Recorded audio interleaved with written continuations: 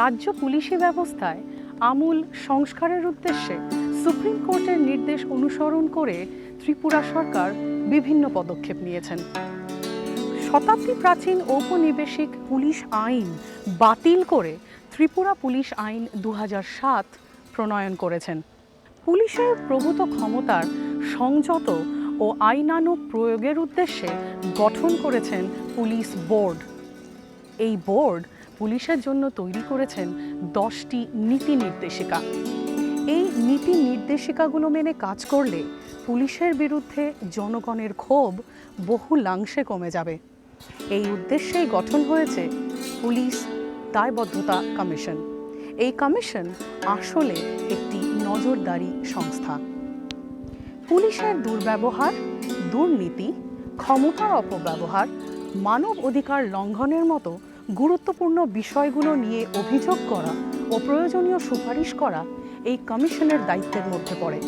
Commission মনে করে ঔপনিবেশিক পুলিশি ব্যবস্থা থেকে গণতান্ত্রিক পুলিশি ব্যবস্থায় রূপান্তরের যে প্রক্রিয়া শুরু হয়েছে এই নূতন আইনের মাধ্যমে, তাতে নিজেদের অধিকার, ক্ষমতা ও সীমাবদ্ধতার সঠিক প্রয়োগ সম্পর্কে পুলিশ ও জনগণের মধ্যে প্রয়োজন সচেতনতার, প্রয়োজন দৃষ্টিভঙ্গি পরিবর্তনের, যাতে উভয়ে মিলিত হয়ে পুলিশ ও জনগণ অপরাধের মোকাবিলা করতে পারে, ব্যক্তি স্বাধীনতা, সামাজিক নিরাপত্তা ও মর্যাদা সুনিশ্চিত করতে পারে। কমিশনের বিভিন্ন সচেতনতামূলক কর্মসূচির অঙ্গ হিসেবে আজকের এই চলচ্চিত্রে আমরা দেখব কিভাবে একটি গাড়ি দুর্ঘটনায় স্বামীকে হারিয়ে একজন অসহায় মহিলার পাশে নাগরিক, সমাজ ও পুলিশ একসাথে দাঁড়ায়নি। নিজেদের সামান্য আইনি কর্তব্যটুকুও তারা পালন করেনি। রাত তখন 9টা।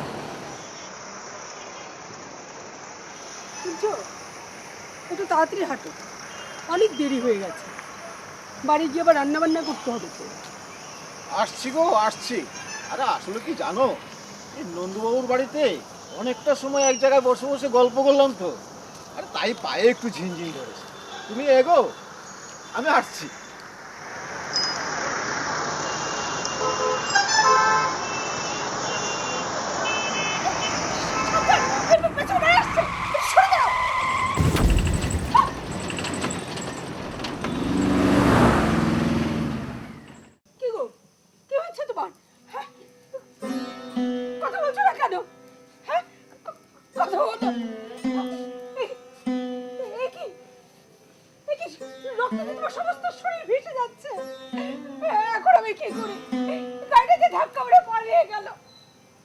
ভালো করে দেখতেও পারলাম না। কি হয়েছে? কথা বলো। কে কোথায় আছে? বাঁচান, আমার স্বামীকে বাঁচান। কে কোথায় আছে? বাঁচান, বাঁচান, বাঁচান আমার স্বামীকে বাঁচান। আরে মাথা ফেটে রক্ত বেরোচ্ছে। দাদা, ও দাদা, কোথায় লেগেছে? আপনার কোথায় লেগেছে আমাদের বলুন দাদা। বাঁচান, ওকে বাঁচান। আমার সর্বনাশ হয়ে গেল। হায় ঠাকুর, আমাকে কি করলে তুমি? বৌদি, আপনি এভাবে কাঁদবেন না, ওনাকে এক্ষুনি হাসপাতালে নিয়ে যেতে হবে। হ্যাঁ হ্যাঁ দাদা, একটা অটো ডাকুন, অটো এক্ষুনি হাসপাতালে নিয়ে যেতে হবে।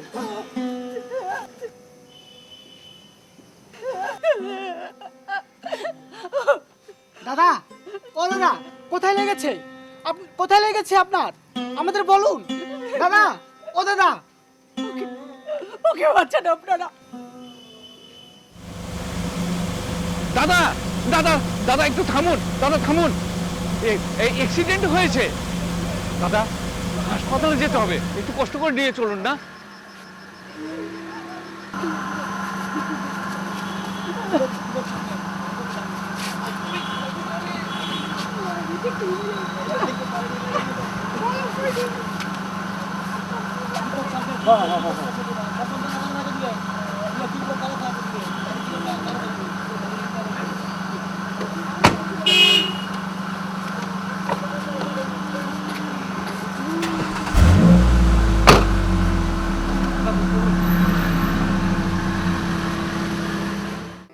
আচ্ছা, গাড়ির নাম্বারটা খেয়াল করেছেন কি?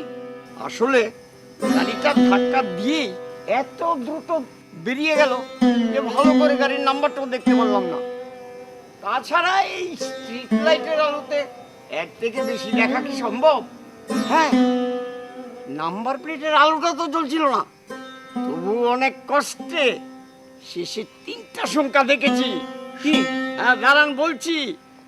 প্রথমটা হলো 7, হ্যাঁ 7, তারপর 7, 8, হ্যাঁ 8, আর শেষেরটা 2, মানে 7, 8, 2।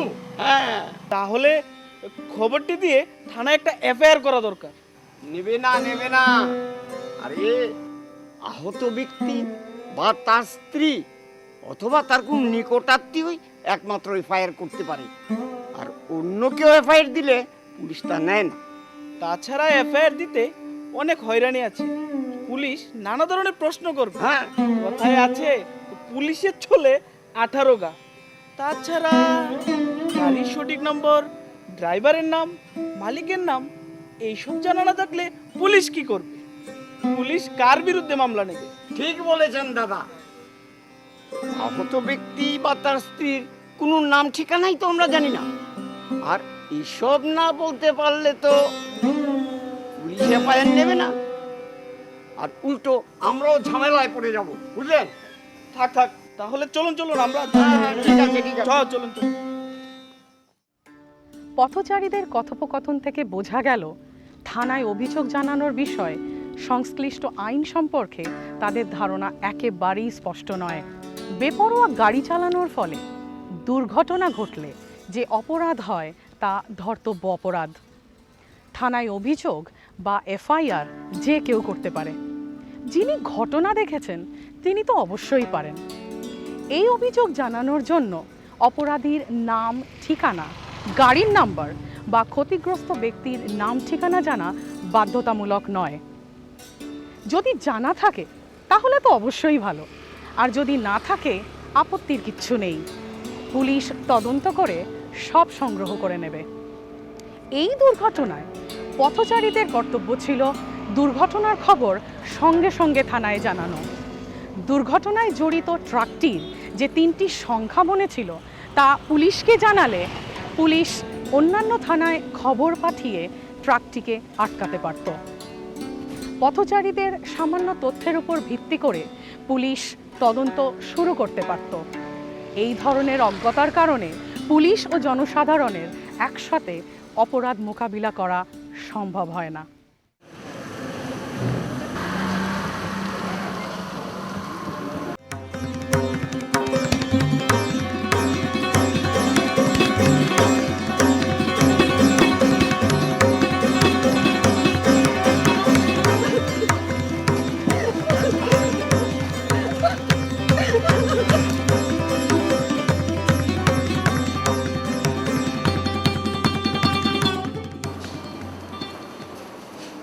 ডাক্তারবাবু, আমরা ওই গাড়ি দুর্ঘটনায় আহত একজন রুগীকে নিয়ে এসেছি। প্রচণ্ড আঘাত পেয়েছে মাথায়, সম্পূর্ণ অচৈতন্য। বেঁচে আছে কিনা বুঝতে পারছি না, একটু তাড়াতাড়ি দেখুন প্লিজ। পুলিশকে জানিয়েছেন? আমরা তো জানাইনি, সময় ছিল না। যদি পুলিশ রেজিস্ট্রি না করে তো চিকিৎসা করা যায় না, আপনারা জানেন। যা করে একটু তাড়াতাড়ি করুন প্লিজ। হ্যাঁ। আচ্ছা চলুন দেখি পেশেন্টের একটু অবস্থা।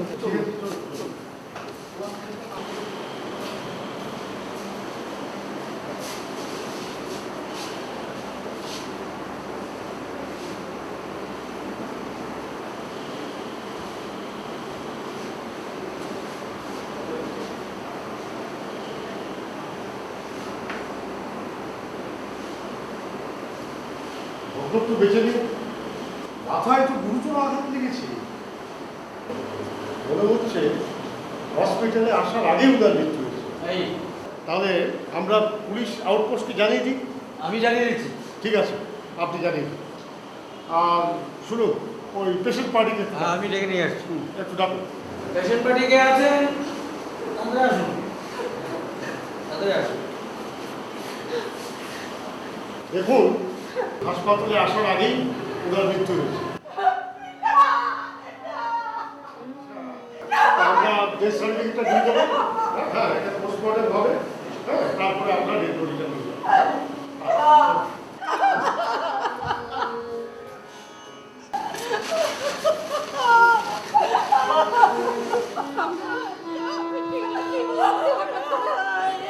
আমরা তো এক্ষুনি খবর পেয়ে গেলাম।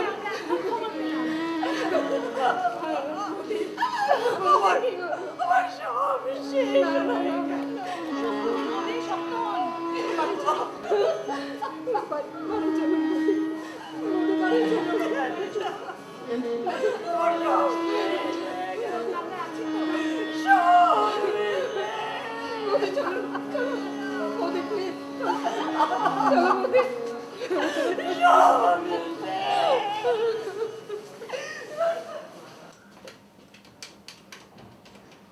Hello, police station?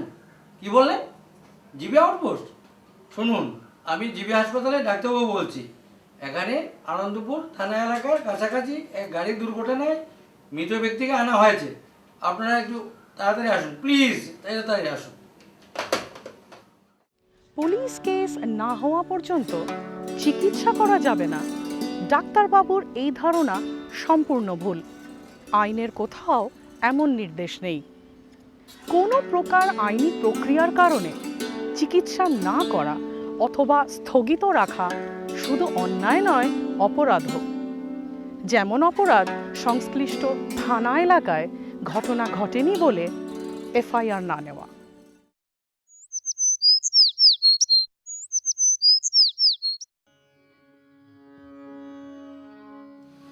হঠাৎ কি সর্বনাশটাই না হয়ে গেল। সুস্থ সবল মানুষটা বাড়ি ফিরছিলেন,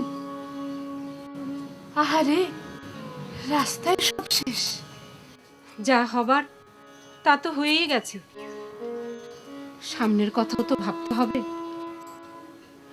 এভাবে আর কতদিন থাকা যায়? আমার মনে হয় এবার থানায় গিয়ে পুলিশকে ঘটনাটা জানানো দরকার। আরে এই জন্যই তো আসা।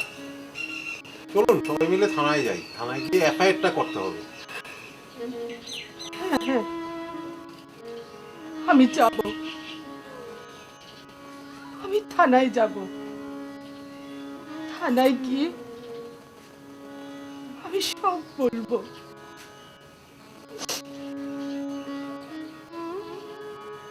তা ভাই, তোমরা আমার সাথে চলো না, আমার সাথে থানায়।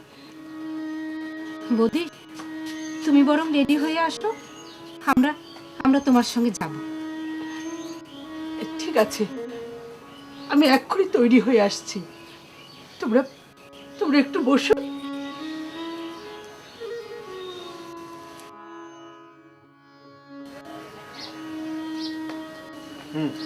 চলো চলুন চলুন, আমি বেরোচ্ছি, আপনারা। হ্যাঁ বৌদি, চলো।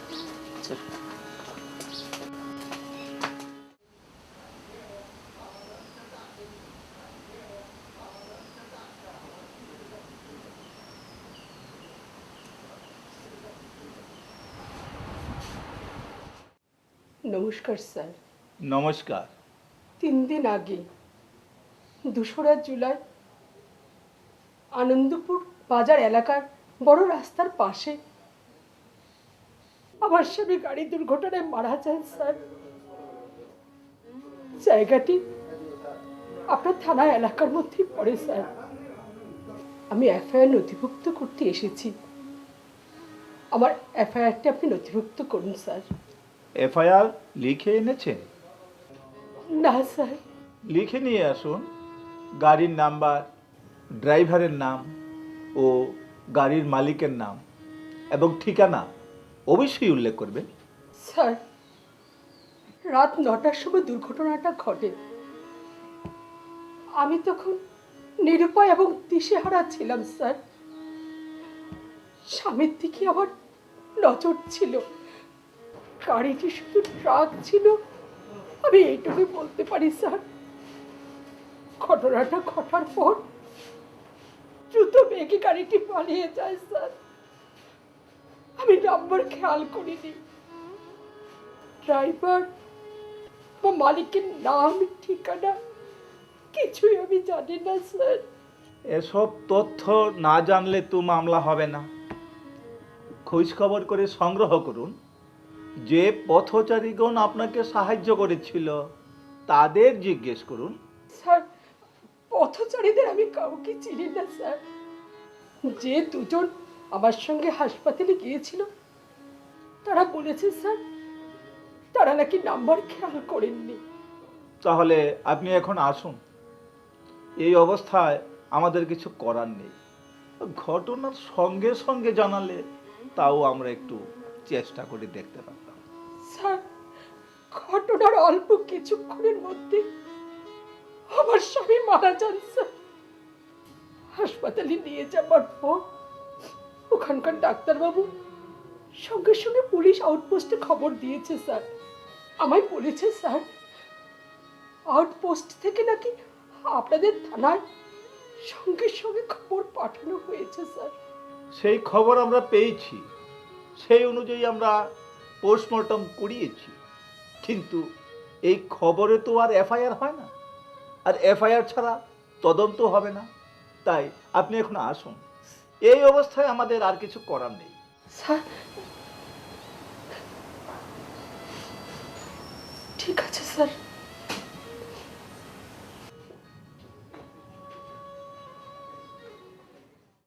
এক্ষেত্রে লক্ষ্য করবেন শুধু পুলিশের সংবেদনশীলতারই অভাব নয়, সঙ্গে সংশ্লিষ্ট আইন সম্পর্কে অজ্ঞতাও কিন্তু প্রকট। প্রথমত, অভিযোগ লিখিত জানাতে হবে এমন কথা কিন্তু আইন বলে না, বরং বলে অভিযোগ মুখে জানালে পুলিশকে তা লিখে নিতে হবে। দ্বিতীয়ত, পুলিশ আউটপোস্ট থেকে খবর পাবার সাথে সাথেই ঘটনাস্থলে পৌঁছে গাড়িটির খোঁজ খবর নিতে পারত। তৃতীয়ত, গাড়ির মালিক, ড্রাইভার বা গাড়ির নাম্বার কোনো কিছুই না দিতে পারার অজুহাত দেখিয়ে এফআইআর না নেওয়াটাও কিন্তু বেআইনি। তদন্তের মাধ্যমে এই সব তথ্য সংগ্রহ করার দায়িত্ব কিন্তু পুলিশেরই। এরপর জবা রায় ন্যায় বিচার পাবার জন্য পুলিশি দায়বদ্ধতা কমিশনের শরণাপন্ন হলেন।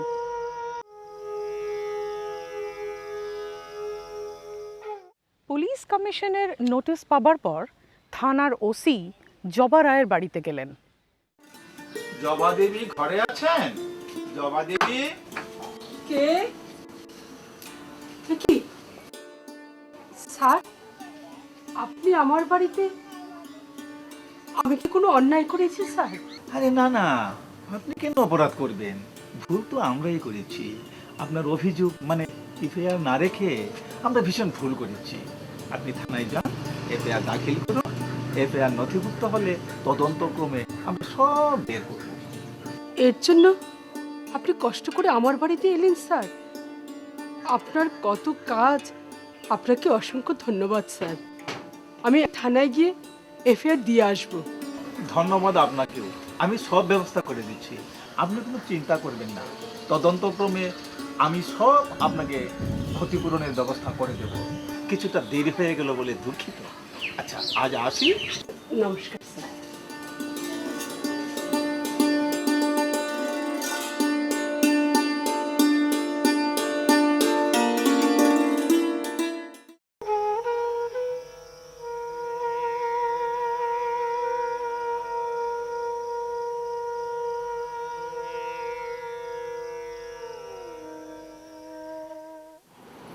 আসি স্যার। হ্যাঁ, আসুন।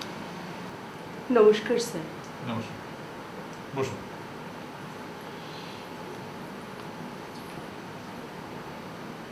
স্যার, আমি জবা রায়।